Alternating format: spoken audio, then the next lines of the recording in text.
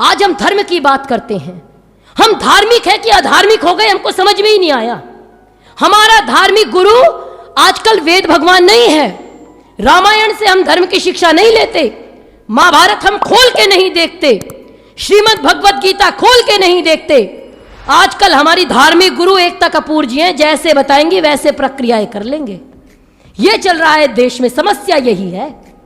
और अपने आप को धार्मिक कहते हैं। अभी 1 महीना श्रावण मास का गया और ये चर्चा मैं अक्सर कर रही हूं आजकल, क्योंकि इन पे बात करने की बेहद आवश्यकता है। हम नहीं बोलेंगे तो बोलेगा कौन। 1 महीना श्रावण मास का गया, मुझे अच्छा लगा। एक ऐसी यात्रा जिसमें कोई भी जाति नहीं है, ना कोई गुज्जर है, ना कोई राजपूत है, ना कोई जाट है, ना कोई ठाकुर है, ना कोई दलित है, ना कोई कुर्मी है, सब एक मिलकर के सनातनी है। मुझे ये तो अच्छा लगा। लेकिन उसमें जो शिव जी के भजन चले और भजन के नाम पे जो फुहड़ता चली, वो मुझे बुरी लगी। आप शिव जी को सर्च करके देखो, लोग स्वामी दयानंद से जलते तो हैं, स्वामी दयानंद को गाली तो देते हैं। मैं कहती हूं दुकानें बंद किया तो दर्द तो तुमको होगा। लेकिन स्वामी जी की धार्मिक देन यही थी, उन्होंने कहा धर्म में तर्क का प्रयोग करो, बुद्धि का प्रयोग करो, धार्मिक बनो लेकिन बुद्धि पूर्वक। मनुष्य का नाम ही मनुष्य इसीलिए है, मननात् मनुष्य। जो मनन करे, चिंतन करे, वही तो मनुष्य है। भजन क्या चल रहे हैं, नीलकंठ पे चढ़ के भोला पी गया बाल्टी भांग, ओ भोला नू मटके, ओ भोला नू मटके। और एक और सुना मैंने, आज करके चोटी ढीली, भोले भांग मैंने भी पी ली।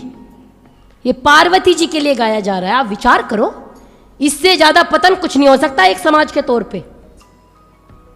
भोला गणपति की महतारी, वाक्य सुनिए और दर्द महसूस कीजिए।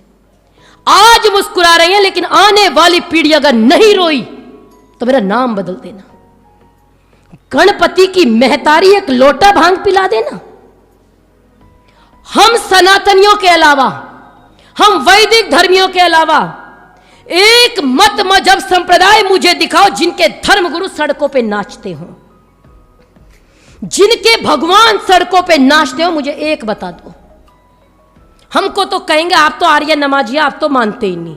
चलो जी, आप मानते हो, आप तो ईश्वर मान रहे हो।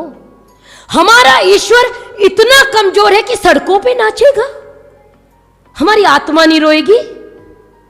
मेरे पिताजी को अगर कोई नशेड़ी कहे, कोई भंगेड़ी कहे, कोई गंजेड़ी कहे, तो मैं लड़ नहीं पड़ूंगी। अगर कोई भी स्वाभिमानी पुत्र होगा तो सुन नहीं पाएगा, गला पकड़ लेगा। पकड़ लेगा कि नहीं पकड़ लेगा? लेकिन हमारे भगवान नाच रहे हैं और हम ताली बजाते हैं। उन भजनों को मैंने तो आपको थोड़ी सी लाइनें प्रस्तुत की हैं, अगर आप सुनोगे तो सुन नहीं पाओगे। यह धार्मिक देन है। स्वामी दयानंद ने यही तो परिवर्तन किया। उन्होंने कहा शिवजी त्यागी थे, तपस्वी थे, भोगी नहीं थे, योगी थे। यही तो स्वामी दयानंद ने हमको बताया, ये उनकी धार्मिक देन है। हमने जिसको भी भगवान माना, जिसको भी ईश्वर माना, हमने उसी का कबाड़ा कर दिया। हम इतने पतित लोग हैं। हम इसलिए कह रही हूं कि क्योंकि अगर कोई गलत कर रहा है तो गलत देखना भी पाप है, हम भी बराबर भागी हैं। हमने राम जी को भगवान मान लिया, ईश्वर मान लिया, उन पे लांछन लगाने शुरू कर दिए। हमने श्री कृष्ण जी को भगवान मान लिया, ईश्वर मान लिया। दुनिया भर में कोई लांछन नहीं होगा जो हमने ना लगाया हो। हमको बचपन में सुनाया जाता था शिशुपाल ने 100 गाली दी। मैं कहती हूं उसने 100 दी, जो हम दे रहे हैं वो शिशुपाल की औकात नहीं थी जो हम दे रहे हैं। श्री कृष्ण जी के नाम पे हमने इतनी अभद्रताएं फैला दी, और अगर बोलते हैं तो कहते हैं आर्य समाजी तो ना श्री कृष्ण को मानते ना श्री राम को मानते। मैं कहती हूं हम मानते हैं, हम उन राम जी को मानते हैं जिनके लिए वाल्मीकि रामायण में महर्षि वाल्मीकि लिखते हैं सच सर्व गुणोपेतः कौसल्यानंद वर्धनः समुद्रैव गांभीर्ये धैर्येण हिमवानिव। हम उन राम जी को मानते हैं। हम उन राम जी को मानते हैं जिनका अगर पढ़ा जाए वेद वेदांगों के ज्ञाता थे। पढ़ के देखो वाल्मीकि रामायण, प्रारंभ का जब प्रथम पढ़ोगे आप तो आपको वही समझ में आएगा कि राम जी वेदों के ज्ञाता थे। आनंद को बढ़ाने वाले थे कौशल्या के, वेदों के मार्ग पे चलने वाले थे। हमने उन राम जी के नाम पे शंभूक वध चिपका दिया, हमने उनके नाम पे नारी का अपमान चिपका दिया, हमने जिसको भगवान माना उसी को अपमानित किया। हमने श्री कृष्ण को भगवान माना, ईश्वर माना कि नहीं माना? हमने कहा श्री कृष्ण हमारे ईश्वर हैं। बहुत अच्छी चीज है, चलिए यहां तक सही था। एक और कॉन्सेप्ट ले आए, पहले मैं बोलती नहीं थी लेकिन आजकल मैं बोल रही हूं। एक कॉन्सेप्ट ले आए, कौन सा? लड्डू गोपाल। आप विचार करो, आप इस पीड़ा को महसूस करो, अनुभव करो। लड्डू गोपाल के नाम पे हम श्री कृष्ण का सम्मान करते हैं, मुझे कोई समस्या नहीं, करो, बहुत अच्छी चीज है, कोई समस्या नहीं। समस्या मुझे तब हुई जब मैंने पूछा आप लोग इनको किन रूप में पूजते हो? उन्होंने कहा ये तो हमारे मन की बात है, हम कोई इनको भाई मान लेता है, कोई इनको पति मान लेता है, कोई इनको पिता मान लेता है। अरे दिमाग ठीक है हमारा? एक ही व्यक्ति, आप ईश्वर भी कहोगे, हमारी औकात है ईश्वर को हम भाई बना के घूमने लग जाए? कितनी साधना है हमारी, यम नियम आसन प्राणायाम प्रत्याहार धारणा ध्यान समाधि, कितना पातंजल योग दर्शन हमने पढ़ा है। एक ईश्वर जिसको हम ईश्वर मानते हैं। और आगे सुनिए, आजकल तो कितनी लड़कियों ने कान्हा जी से विवाह करेंगे। तुम्हारी औकात है, तुम्हारी योग्यता है? वो श्री कृष्ण जिनकी पत्नी माता रुक्मिणी ने कहा मुझे आप जैसा पुत्र चाहिए, उन्होंने कहा 12 वर्ष तपस्या करनी पड़ेगी तब मिलेगा। दोनों पति पत्नी ने 12 वर्ष तक तपस्या करी, ये महाभारत में है, तपसा 12 वार्षिकम, और तब जाकर के प्रद्युम्न पुत्र उत्पन्न हुआ। और आजकल की लड़कियां जिनको इंस्टा से फुर्सत नहीं है, रील बनाने से फुर्सत नहीं है, वो कहती है मैंने तो श्री कृष्ण जी से विवाह कर लिया, बड़ी योग्यता अर्जित कर ली। भाई कहां से योग्यता आई? क्यों? क्योंकि यही धर्म मान लिया। यही कह रही थी, शिशुपाल ने गालियां नहीं दी, गाली हम दे रहे हैं। अपमान शिशुपाल ने नहीं किया, अपमान हम कर रहे हैं। एक व्यक्ति, एक आदमी, एक ईश्वर। मैं कहती हूं ईश्वर मान लीजिए, चलिए यहीं से बात करती हूं, आज आप ही के स्टेप पे आके बात करती हूं। ईश्वर है, मुझे क्या बताया? जब हम इनको जगाएंगे तब ये जगेंगे, जब हम इनको सुलाएंगे तब ये सोएंगे, जब हम इनको खिलाएंगे तब ये खाएंगे। आप विचार करो, तर्क से बात कर रही हूं।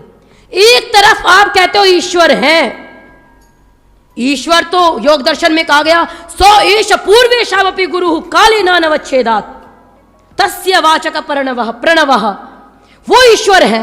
एक तरफ तो आपने कह दिया ईश्वर है, और एक तरफ हम मनुष्य जो पापी हैं, करते हैं पाप, मिथ्याभाषी हैं, झूठ भी बोलते हैं, और हम क्या कहेंगे? उठो कान्हा जी अब सृष्टि चलाओ। अच्छा लगता है? आप बात करो तर्क पे। सुबह आप उठाओ कि उठो, आप उठा रहे हो। कौन है आप? कौन है आप? कौन है हम? और इससे ज्यादा बढ़ के एडमिशन कराने पे आ गए कॉन्वेंट स्कूलों में। और कीर्ति नगर में जब मैंने यह घटना बताई तब तक एडमिशन की चर्चा थी, खुराना जी। अब आगे बात बढ़ गई है आगरा में, अब बात चली गई है कि लड्डू गोपाल स्कूल में टॉप कर गए।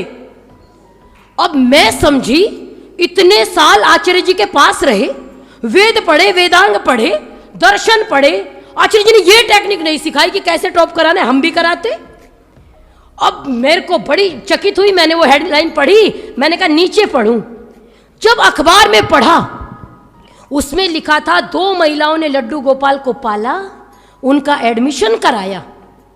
जो सृष्टि को चला रहे हैं, जिनको ईश्वर मान रहे हैं, उनका एडमिशन करा रहे हैं। पढ़ाएंगी कौन? जिनको आप पे करते हो वो पढ़ाएंगी, बहुत अच्छे। इससे ज्यादा पतन नहीं हो सकता। और कहा अब की बात टॉप कैसे किए? रात को सपने में मुझे कृष्ण जी आते थे, लड्डू गोपाल सपने में आते थे, सारा पेपर मुझे बताते थे, और मैं सुबह जाकर के कॉपी में लिख देती थी, और लड्डू गोपाल टॉप कर गए। वाह रे मनुष्य, इससे ज्यादा पतन मनुष्य का नहीं हो सकता। मैं, जो मुझे आर्य नमाजी कहते हैं, मुझे मतलब अगर हम सबको, मैं स्वयं मुझे याद आती है धर्मवीर जी की, स्वर्गीय धर्मवीर जी की। बहुत छोटी थी मैं गुरुकुल में, उन्होंने एक घटना सुनाई थी, वो मुझे हमेशा स्मरण रहती है। उन्होंने कहा था कई बार हम नाराज हो जाते हैं, आर्य समाज में नहीं आऊंगा, आज मेरा नाम मंच से नहीं बुला, मेरा सम्मान नहीं हुआ, मैं नहीं आता। वो कहते हैं जिस दिन आप ये मान लोगे मैं आर्य समाज हूं, उस दिन आपको कभी भी अपमान महसूस नहीं होगा, आप छोड़ के नहीं जा सकते। मैं हूं आर्य समाज, भगाओ मुझे, कहां भगाओगे, मैं जा ही नहीं सकता, मेरी औकात ही नहीं है। तो मैं इसलिए कह रही हूं मैं आर्य समाजी हूं, और लोग मुझे कहते हैं मैं कृष्ण जी को नहीं मानती, लेकिन मैं कहती हूं श्री कृष्ण को मैं वेद वेदांग विज्ञानम बलम चाप्यधिकम तथा नृणाम लोके ही कौन्योस्ति विशिष्टः केशवादृते, मैं भीष्म पितामह के बताए हुए श्री कृष्ण को मानती हूं। मेरी औकात नहीं है कि मैं उनको घर में पालने में झुला सकूं, मेरी योग्यता नहीं है कि मैं उनको कभी बेटा बताऊं और कभी पिता बताऊं और कभी पति बताऊं, मेरी औकात नहीं है। ईश्वर बनाया और ईश्वर बना के गाते हो मनियारे का वेश बनाया, शम चूड़ी बेचने आया। वो ईश्वर है, वो चूड़ी बेचते, अपने पति से बिकवाओ, अपने भाई से बिकवाओ, अपने पिता से बिकवाओ। अरे नहीं, वो कैसे बेच देंगे? जब तुम्हारे परिवार के सदस्य नहीं बेच सकते तो मेरे ईश्वर आपके घर में चूड़ी बेचने आएंगे? आप बताओ। वो और गाते हैं, स्वाभिमान से गाते हैं, और फिर कहते हैं हमको धार्मिक कहो। मैं कहती हूं धार्मिक नहीं, अधार्मिक भी वो वाले हो जिनका उद्धार नहीं हो सकता। यही सुधारा था स्वामी दयानंद ने, यही ललकारा था स्वामी दयानंद ने, इंसान बनो, विचार करो, तर्क करो। कृष्ण जी की श्रीमद् भगवत गीता पढ़ करके देखो, वो कहते हैं परित्राणाय साधूनाम विनाशाय च दुष्कृताम धर्म संस्थापनार्थाय संभवामि युगे युगे। यही तो कहा था उन्होंने, परित्राणाय साधूनाम, राक्षस के विनाश के लिए, विनाशाय च दुष्कृताम, और धर्म संस्थापनार्थाय, धर्म की स्थापना के लिए मैं आया हूं। मैं यहां चूड़ियां बेचने आया हूं। अगर कृष्ण जी आज के समय में होते, पहले इनको समझाते जो चूड़ियां बिकवा रहे हैं। धर्म संस्थापनार्थाय, वो कहते मैं धर्म की स्थापना के लिए आया हूं, और हम कहते ना ना, आप धर्म की स्थापना के लिए नहीं आए, मनियारे का वेश बनाया, शाम चूड़ी बेचने आया। विचार करो, जो कृष्ण वेद विद्या में पारंगत माने जाते थे, जो कृष्ण वेद विद्या में पारंगत माने जाते थे और भारत के जनमानस में भगवान से पूजे जाते थे, जिनकी गीता गूंज रही है, जिनकी गीता गूंज रही है, आज धर्म के नारों में वो कृष्ण चूड़ी बेच रहे हैं भक्तों के दरबारों में, वो कृष्ण चूड़ी बेच रहे हैं भक्तों के दरबारों में।